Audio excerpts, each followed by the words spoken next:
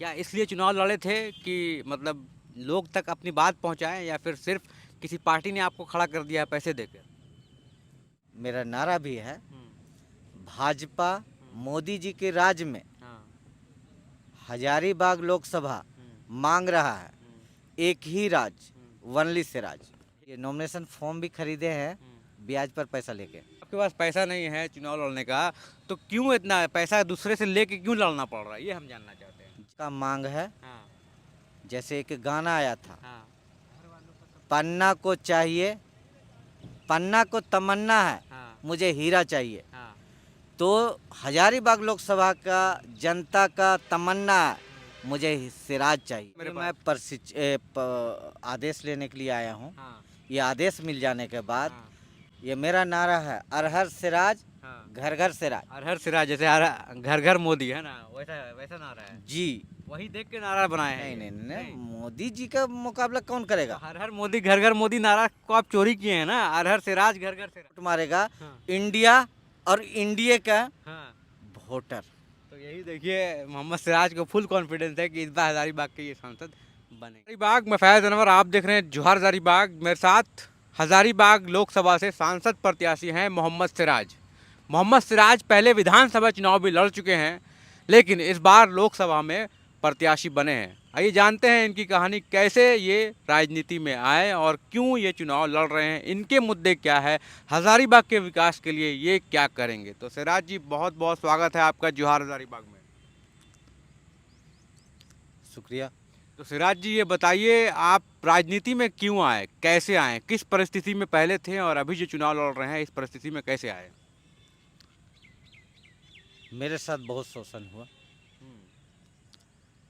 और शोषण के विरोध लड़ने के लिए आए। क्या शोषण हुआ?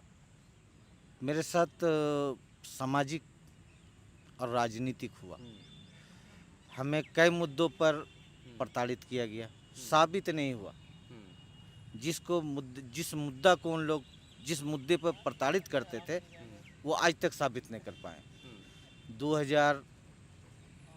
1999 से प्रताड़ित हो रहे हैं। अच्छा। पर 2003 में हम उमा शंकर अकेला यादव जी को साथ आए, उनके साथ।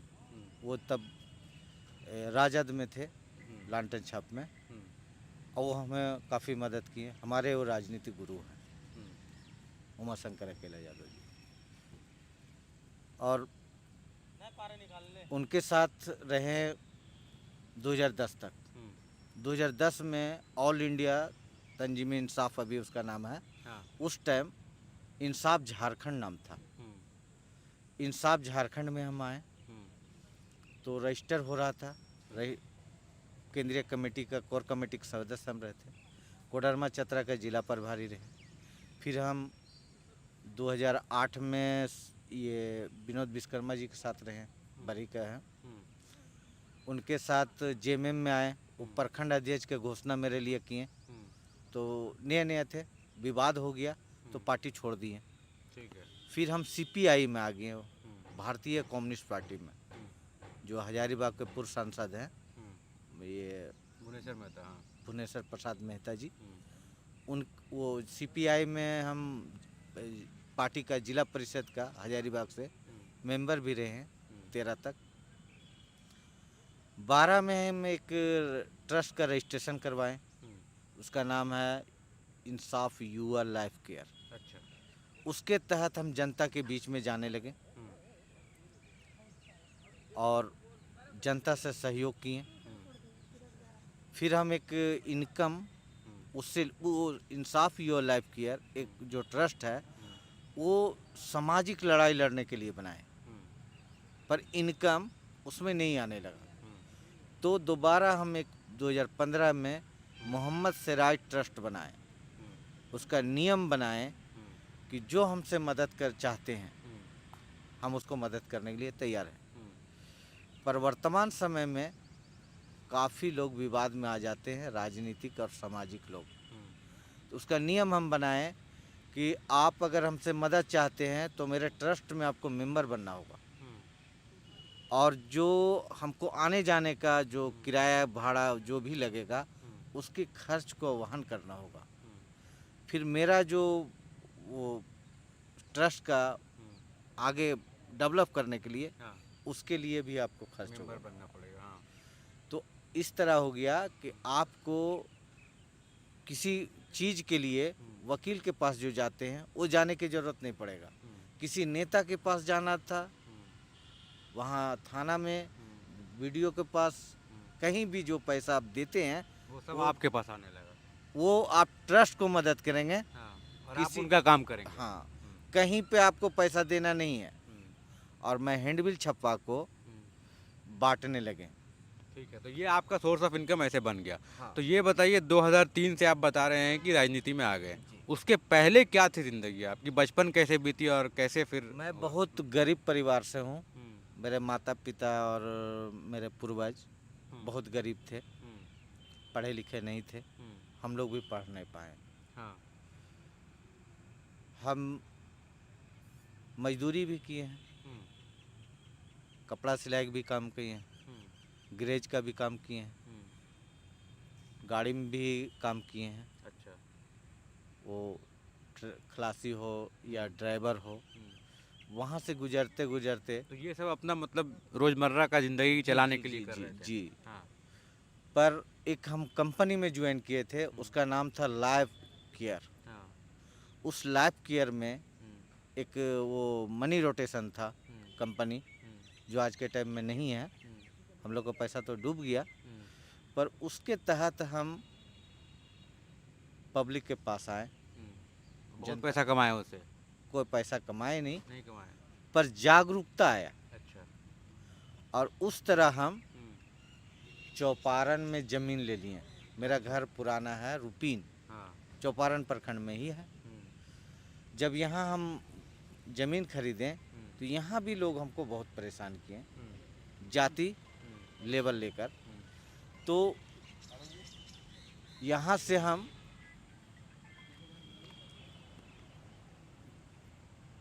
अपना आगे का भविष्य हाँ, बच्चों को पढ़ाने लगे, खुद पढ़ने लगे। हम रजिस्ट्रेशन करवाए थे शहीद भगत सिंह उच्च विद्यालय में 2008 में। अच्छा, 9 में हमको मैट्रिक का परीक्षा देना था। अच्छा, तो कितना उम्र में आप मैट्रिक का परीक्षा दिए?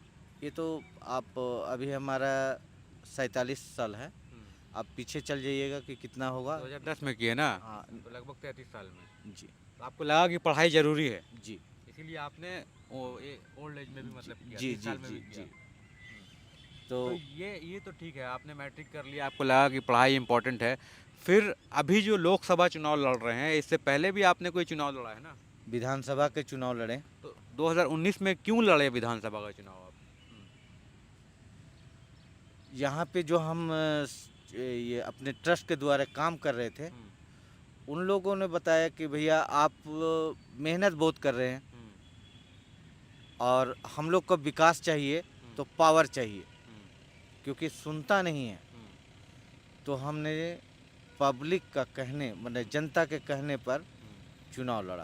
अच्छा, तो आपको लगा था कि आप चुनाव जीतेंगे इसलिए लड़ रहे हैं क्या? जनता उत्साहित थी हाँ, कि चुनाव लड़ना है, जनता बोल दिया तो आपने लड़ लिया। लड़ लिया। तो आपके मुद्दे क्या थे 2019 में? विकास का मुद्दा था, कैसे आप चाहते थे कि चौपारण और बरही का विकास हो? बरही विधानसभा में 4 प्रखंड आता है, चंदवारा, बरही, पदमा और चौपारण। हाँ, हम चाहते हैं कि सरकार एक नियम बनावे, कानून बनावे कि हर हाथ में वोट है, हर हाथ को नौकरी दे जो रिक्त पद है।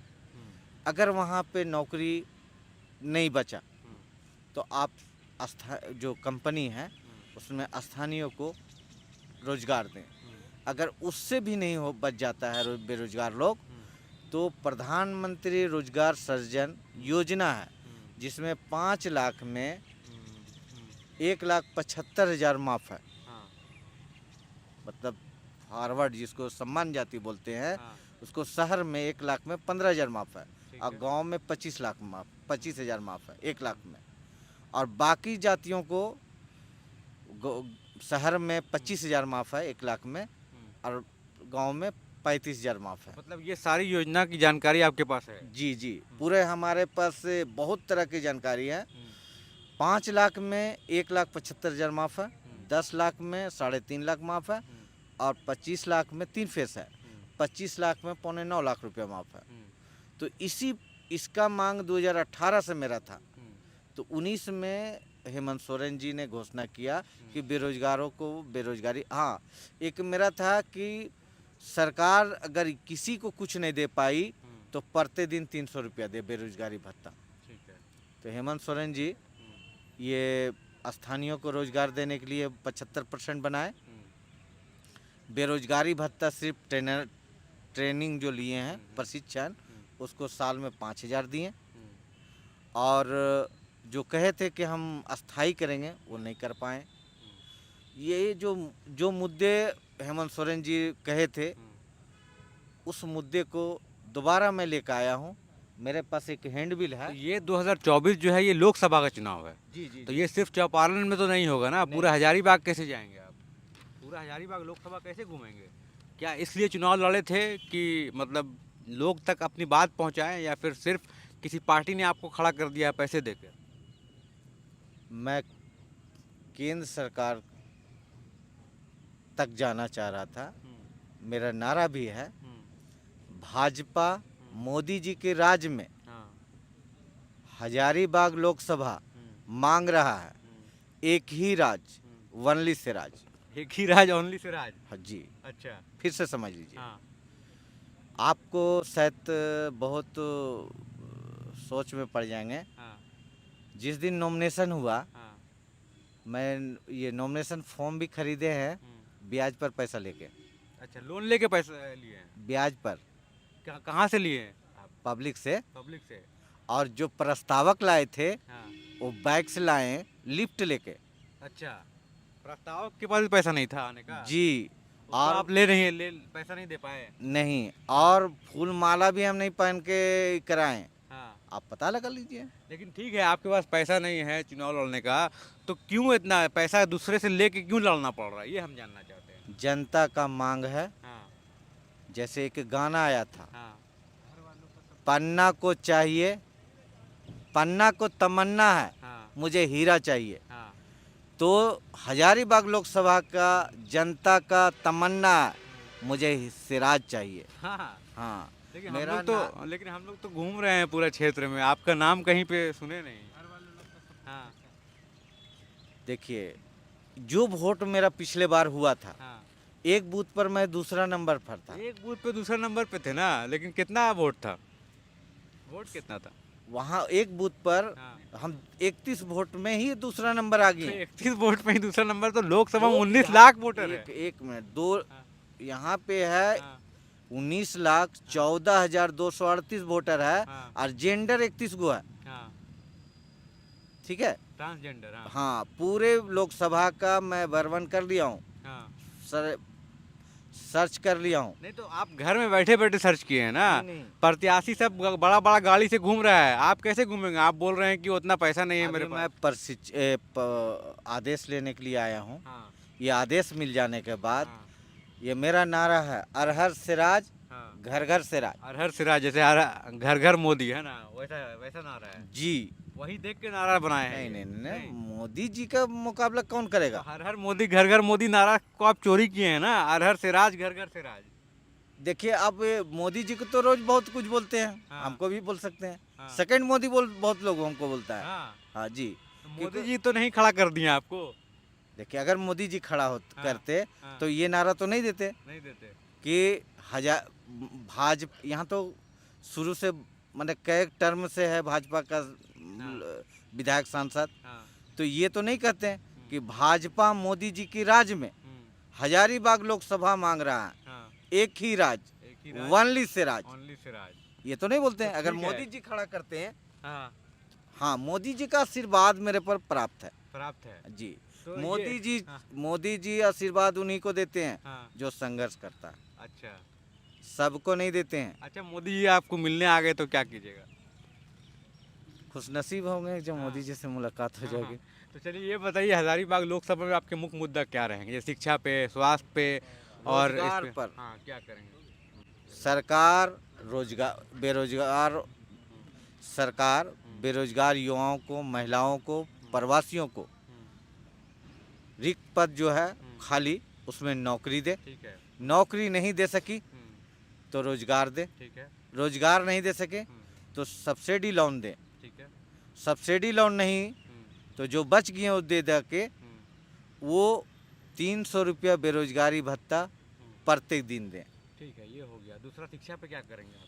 शिक्षा पर हम कह रहे हैं कि इंजीनियर और मेडिकल कॉलेज गरीब और मध्यम परिवार के बच्चों को फ्री दिया जाए और साथ में पॉलिटिक्स का, राजनीति का भी शिक्षा दिया जाए। ठीक है। उसके बाद स्वास्थ्य में क्या करेंगे आप? स्वास्थ्य में जो गंभीर बीमारी में है उनकी ऑपरेशन, दवा, इलाज फ्री हो। ठीक है। तो ये आपके मुद्दे थे। ये सिराज थे हमारे साथ, चौपारण से हैं ये, और खड़े हुए हैं, लोकसभा प्रत्याशी हैं और अपनी बात रख रहे थे। ये 17 लोग खड़े हुए हैं हज़ारीबाग में लोकसभा के लिए और सबकी अलग अलग राय है, सब विकास के लिए क्या सोचते हैं, इन पे हम लोग बात कर रहे थे। तो सिराज जी जो है ब्याज पे जो है पैसा लेकर किसी से चुनाव लड़ रहे हैं। इतना जज्बा है, इतना जोश है इनके अंदर चुनाव लड़ने का। अब इन पर्चा छपा चुके हैं, अब आपके पास जाएंगे। इनका जो चुनाव चिन्ह है वो बल्ला छाप है। अब देखना ये है कि इस बार एक बूथ में नंबर 2 होते हैं या नंबर 3 होते हैं। होंगे किसी बूथ में नंबर 2? किसी बूथ में आएंगे आप नंबर 2? मैं इस बार सांसद बन रहे हैं। इस बार तो जनता हमको आशीर्वाद दे रही है। हाँ वो तो पिछले बार हम बेड पर रह गए थे, उसी बार हमारा फाइनल था। हाँ इस देखिए, भाजपा का कहना है कि 70 साल में कांग्रेस ने कुछ नहीं किया। ठीक है। कांग्रेस का कहना है कि मोदी जी ने 10 साल में सब बेच दिया। ठीक है। तो मेरा कहना है भाजपा और कांग्रेस की राजनीतिक लड़ाई में फायदा सिराज को होगा। ये दोनों की राजनीतिक लड़ाई में मोहम्मद सिराज को गोपनीय वोट मारेगा इंडिया और इंडिया का वोटर। तो यही देखिए, मोहम्मद सिराज को फुल कॉन्फिडेंस है कि इस बार हज़ारीबाग के ये सांसद बनेंगे। बहुत बहुत धन्यवाद, बहुत बहुत धन्यवाद आपका।